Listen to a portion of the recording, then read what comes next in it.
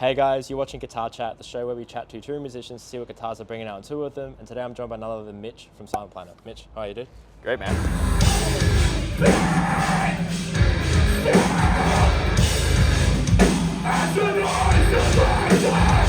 Touring Australia is a bit exhausting, but it is absolutely beautiful, and I really can't complain. Nice. Yeah. So what shows have you played so far? I know you did Melbourne.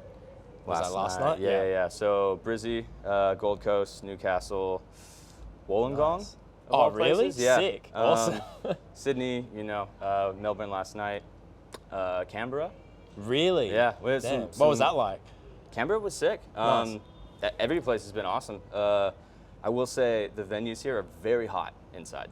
Oh, okay. That's really? kind of a Damn. new thing, yeah. Like no air conditioning now. yeah, in America, it only usually gets that hot at shows in like Arizona or like in the desert, but pretty much every night here has been like sweltering. And it's not even like summer. It's like we're just going into summer. Like I'm going to imagine how hot it's going to be when it does hit summer. But beautiful and worth it. I'm very happy to be here. Awesome. Yeah, man. You brought your guitars. I have. You play some very interesting guitars. Let's sure. start off with whatever you want to start with. We'll start at the top. So these are Balaguer guitars. They're a custom company based out of Pennsylvania in the States.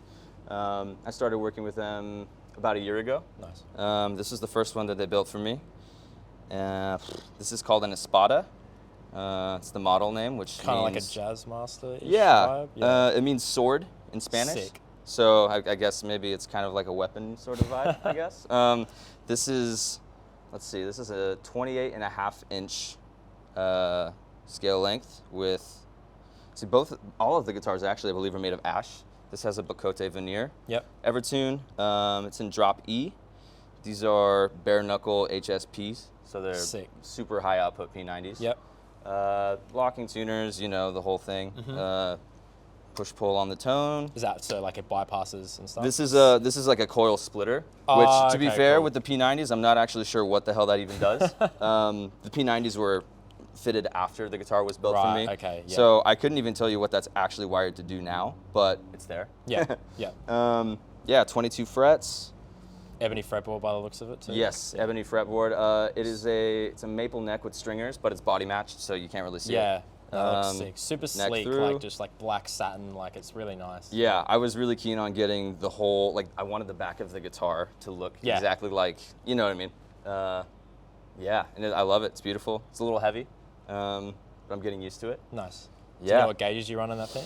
Yeah, so this is, the lowest string is an 80. That's where EverTune maxes out. Mm-hmm. This also has like a high tension. Damn. Okay. Yeah. It's like but, all out. Dude, it is so hard to find an 80 gauge string that tapers like this.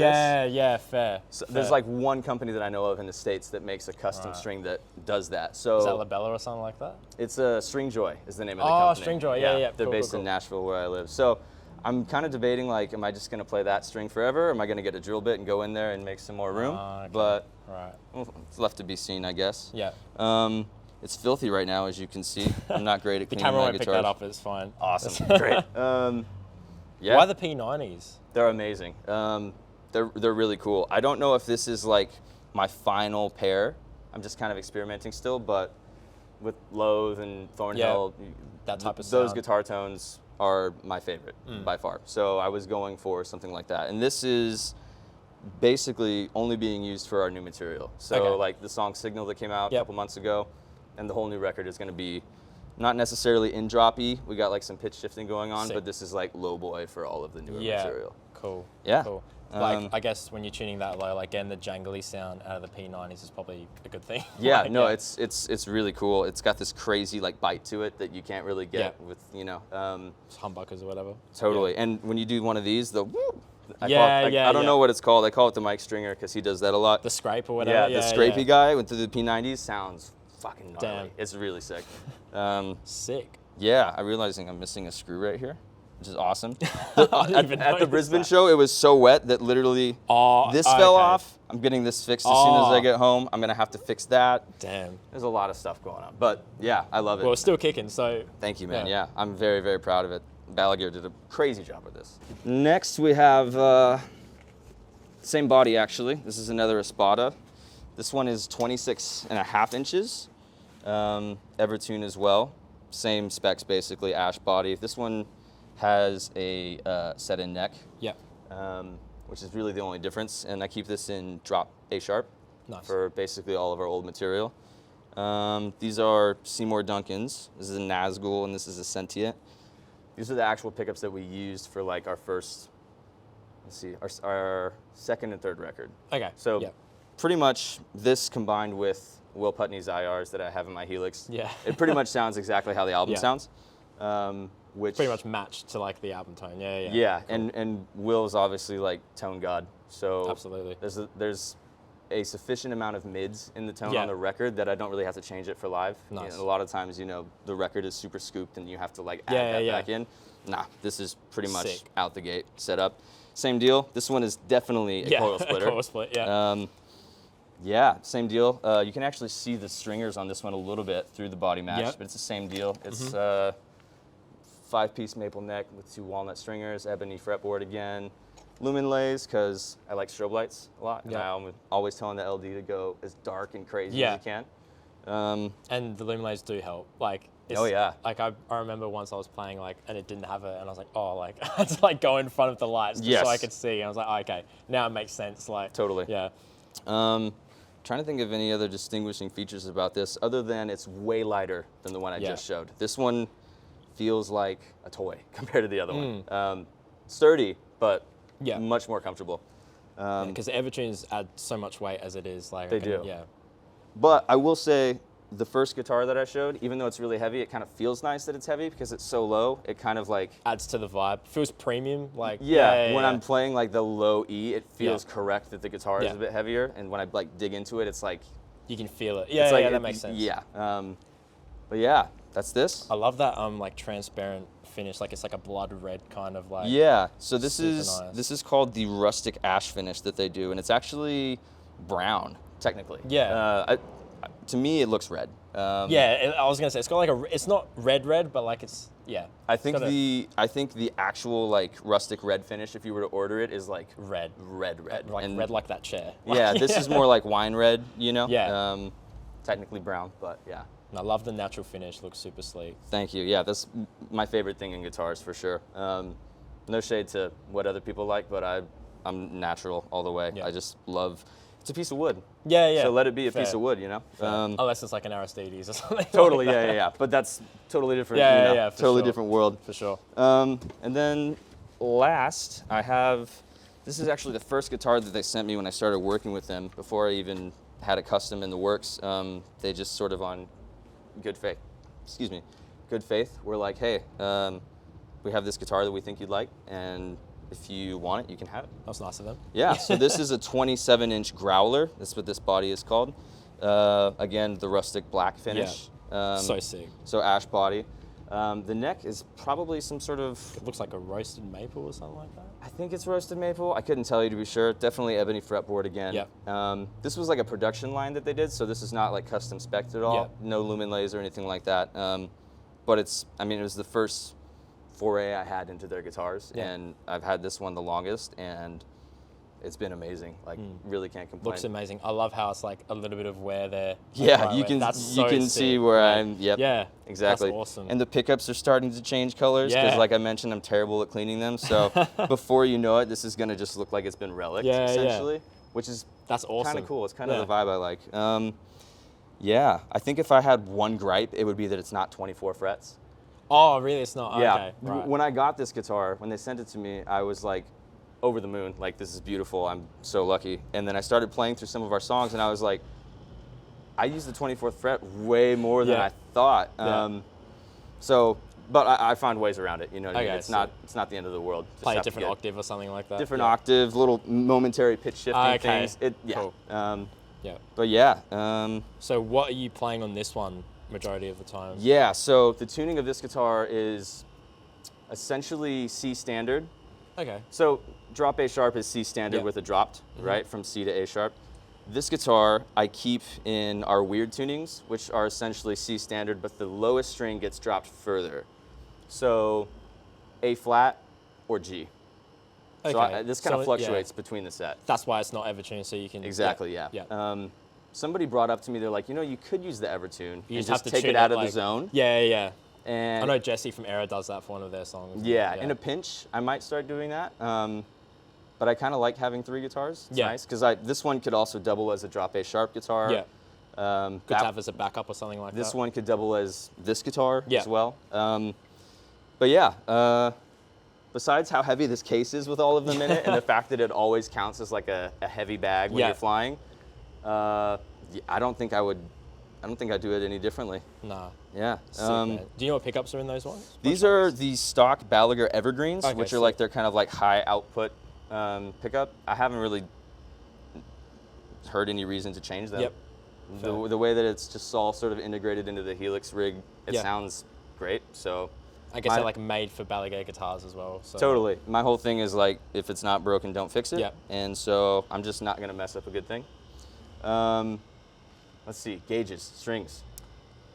Yes. Yeah. Yes. Yeah, because there's lots of weird tuning stuff going on here.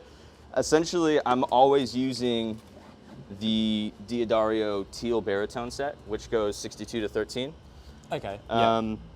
On that guitar that I just showed, the black one, I swapped the 62 for a 68. Okay. Just a little bit more lower. yeah. And then this big monster is a Diodario NYXL 7-string set that goes from 64 to 13. I'm sorry, 64 to 14. And then you add the 80 on top. Add the 80 and then remove the thinnest string as well. Okay. It's kind of a cluster. Honestly, every time I restring the guitar, I have to look up the specs again because I can never remember what it is. Yeah. But Diodario is what I've been using forever, and I see no reason to switch. Yeah. I noticed that like they're all 6 strings. Is that something like you're a 6-string player? You never Yeah. dabbled in 7s or? So when I was with a different company years ago, they gave me a 7, and I was using it at home to like write. I took it on tour a couple times. I was using it in the G tuning.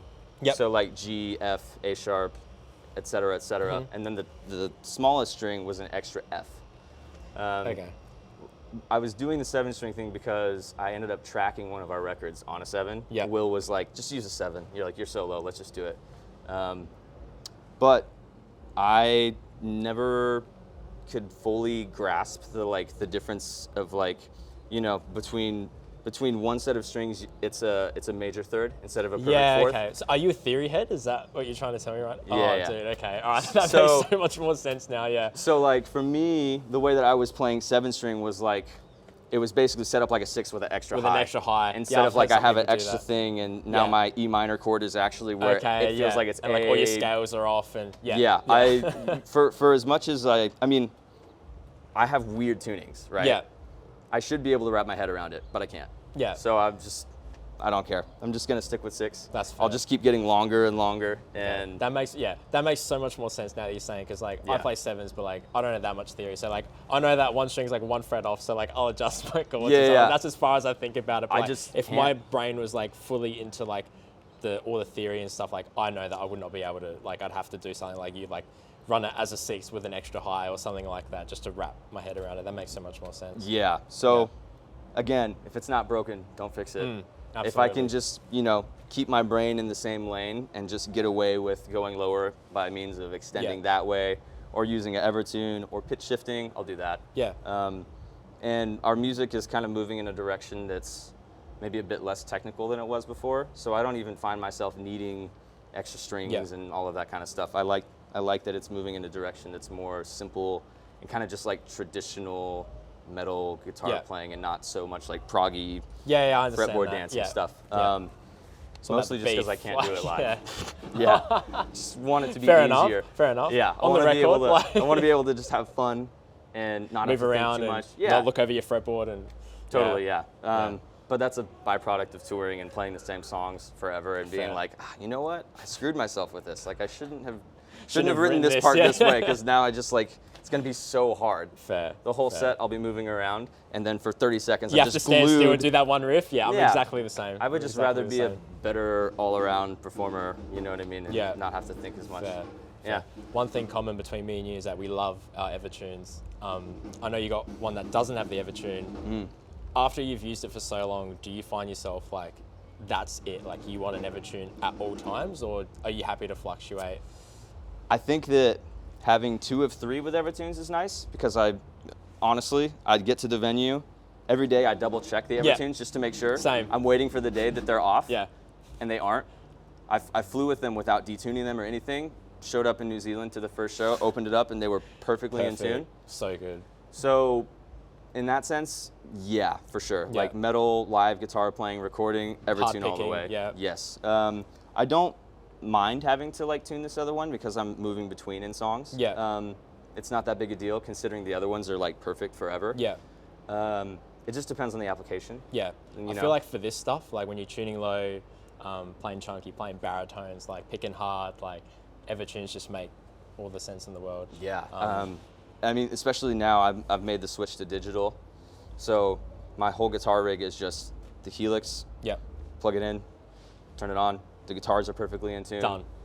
Less things to think about, less cogs, like so good. That's me. I'm not the kind of gear guy who's gonna have like a crazy like MIDI programmed pedal board and switchers. Oh, so you're not running MIDI switching or anything? No, literally not. Yeah. I'm thinking eventually of getting away from a floor unit altogether and just having it all MIDI programmed, but I'm not like pedal board guy with a MIDI switcher and all that. Fair. I feel like I just can't wrap my head around it, and I'm always more concerned with just like, is the song that I'm working on cool? Because to me that's what's important. All of the gear stuff is amazing, and I'm really like impressed by people who can figure it out. But at the end of the day, that's for other gear people to appreciate. Yeah. And I feel like where I am currently is just like, how do I make better songs and connect with people more and not get lost in like, oh, can I program this when we play it? Like, yes. I mean, I used to do that, but at this point I'm just like... I do that, so I understand exactly where you're coming from. Yeah, and especially, traveling here, flying, I'm just like, dude, I want to have one thing that I plug in that I know is going to work. Absolutely. I don't want to have to deal with like, is this dual voltage or not? Can I plug this? The Helix is just so easy. Yeah, man. Awesome. Well, Mitch, thank you so much, dude. Really appreciate it. Thank you. And I'm keen to see the show tonight. Yes, thank you, man. Awesome.